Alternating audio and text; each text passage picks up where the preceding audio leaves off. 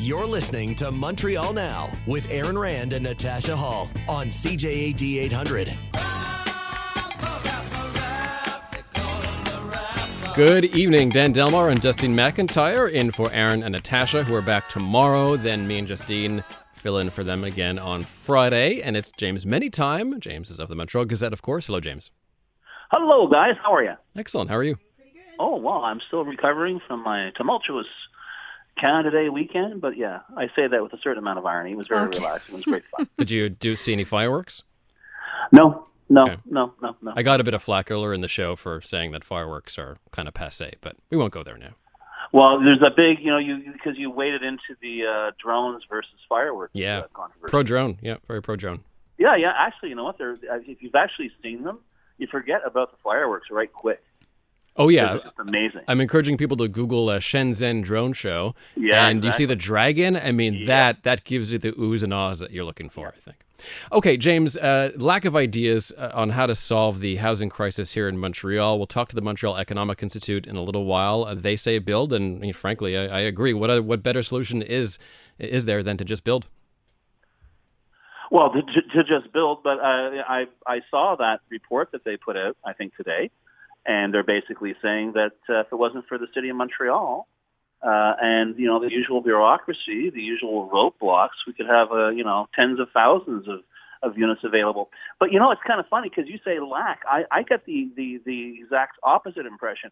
I think everybody's got an idea on how to do it, whether it's Eric James saying, not surprisingly, get rid of all regulation, let people build, and, you'll have more high end, but then the other ones will drop in price and everyone's going to have a roof over their head. And then you have these mayors who are saying, have a registry of rents, so potential tenants will be able to see what the rent was before they came to sign, which I think sounds kind of reasonable. But all that said, it's clear that whatever model has existed in Quebec, certainly in Montreal, for the past few decades, is beginning to sputter and die. Although I have to tell you, I don't know if you saw different numbers. The final number that I saw was about 100 households didn't have a chair to sit in when the music stopped playing on July 1st. Have you seen higher numbers than that? I remember reading nearly 200, but not over 200. Okay. So, but that's the other thing, because people will look at that and say, well, crisis. We're talking about 400 people? I mean, but it is a much broader issue and one that's going to have to be confronted because you still have that's certainly in Montreal itself, which, as far as I know, remains a city of renters.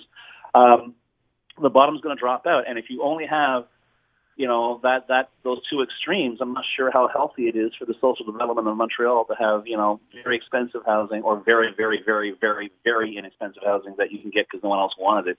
We seem to be going that way. All I do know is that if we had a buck for every condo they've been throwing up on the island, I think that there wouldn't be a crisis at all. You could probably finance, a gazillion, social housing units on the city. But there seems to be no reason or rhyme. And the impression that we have from the province is that even though I think they have a major role to play, they'd rather keep everything at arm's length.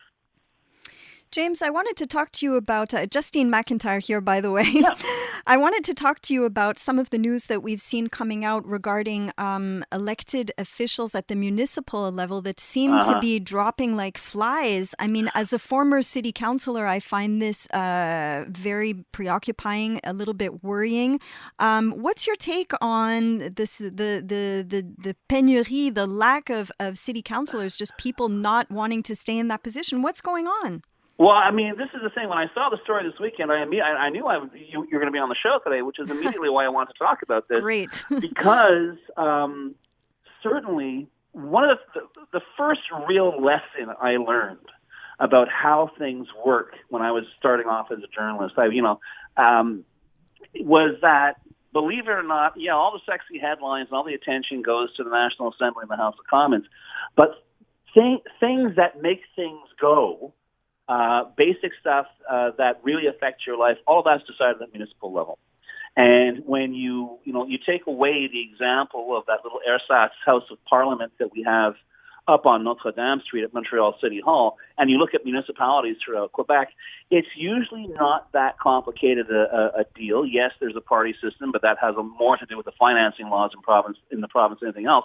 But these numbers that were published by La Presse Canadienne this past weekend, that since the last electoral cycle in 2021, 69 mayors and 505 municipal councillors have left office, which when you consider there's 1,200 municipalities in Quebec, that's a pretty fair chunk. And, the explanations that the report gives you is, well, many of them didn't know what they were getting into. They discovered that they're hitting a brick wall with their own bureaucracy in their municipality. It's long hours. It's lousy pay. There's no appreciation for what you do, and there's a tremendous amount of criticism. And I think that last part of it as well, when we see some of the more extreme cases of people being threatened, of that councillor in Pointe Claire earlier this year who left office because people were coming to her home and making her life hell. I mean, you have to ask yourself who in their right mind would want to get involved in it. And yet, as I said, this is the tip of the lance of democracy, if you will. If things are going to get done and then get decided and really affect people in their daily lives, it's happening at their town or city hall. So I find these numbers a bit scary, and I'm really wondering if it's time for Quebec, which essentially controls all the levers when it comes to the administration of municipalities, to perhaps rethink, the pay levels, the powers. But certainly the status quo can't survive, because honestly, this attrition rate is kind of like Napoleon retreating from Moscow, and it doesn't bode well for the future.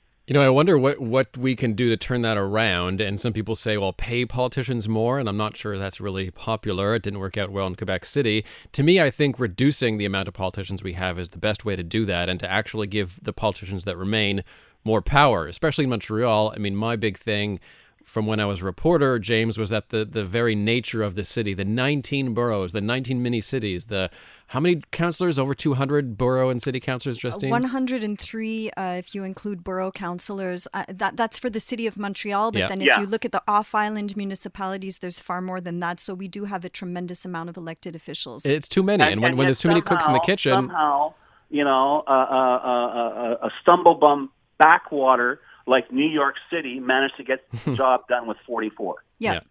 And so that to me is the key. I mean, then you're going to see Toronto. Then you're going to see the cream rising to the top. You're going to see the people who are really serious about it, having bigger portfolios, making moves. I don't know. The size to me is what brings Montreal down. Well, you have to remember though that the system we have, and I always forget, Justine, whether it's 100 or 104 or 105 or 106. I know it's too damn many. It's preposterous. Yeah. And having, made my bones as a reporter, I used to go out in the burbs, what were then the suburbs of Montreal.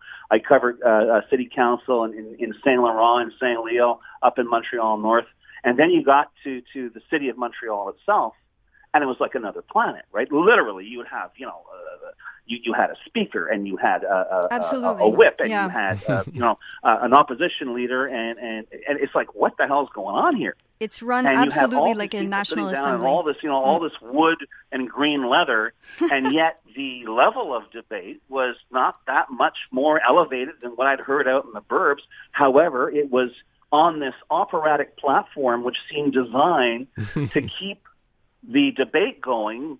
Decisions, maybe not so much, and that has always remained in the back of my mind when we went through the whole forced merger and then demerger, then the creation of the boroughs and the creation of borough mayors who aren't really mayors, but they're kind of mayors. It has become so top-heavy that you have to wonder at that point. And I think Montreal is the exception. I don't think the attrition rate in Montreal is that high. No. But all that said, what exactly are you doing there? Are you really, going to bat? Are you able to go to bat for your constituents in your district? Or because we have a definite partisan system in the city of Montreal, are you basically, as they said, as one person said up in the National Assembly, a potted plant? James, I would love to dig into this with you, and I'm going to retain one thing from what you said, which I loved, which is that it's an operatic platform. I love it. I might actually quote you on that. Let's come back to this on Friday, guys. I want to dig into this more. Let's do it. Okay? Thanks, James. Absolutely. It's a date then. Excellent. See you then.